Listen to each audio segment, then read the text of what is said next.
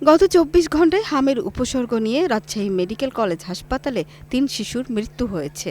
এছাড়া বর্তমানে হাসপাতালে হাম উপসর্গ নিয়ে চিকিৎসাধীন রয়েছে ১৪৯ জন শিশু। এছাড়া নতুন করে ভর্তি হয়েছে আরও ২৫ শিশু।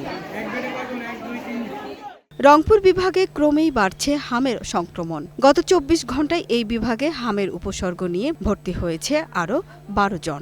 এ নিয়ে বিভাগে রোগীর সংখ্যা দাঁড়ালো ৮৬ জনে। তবে এখনও কেউ মারা যায়নি। ১৮ ঘণ্টার ব্যবধানে কুষ্টিয়া মেডিকেলে হাম আইসোলেশন ওয়ার্ডে চিকিৎসাধীন অবস্থায় আরও ২ শিশু মারা গেছে। এ নিয়ে জেলায় ৪ শিশুর হামের উপসর্গ নিয়ে মৃত্যু হলো।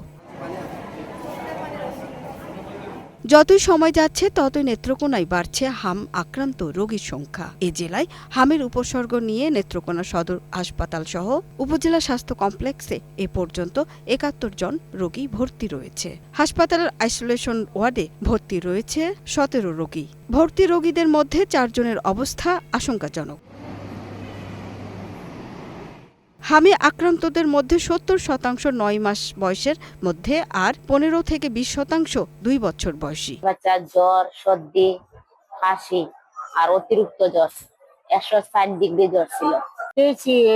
বাচ্চার জ্বর, কাশি, শরীর কি বাড়িয়েছে, কালকে ভর্তি হয়েছি। চিকিৎসকরা বলছেন সংক্রমণ প্রতিরোধে সচেতনতা অত্যন্ত জরুরি। সুরাইয়া অনু, গ্রিন নিউজ ডেস্ক।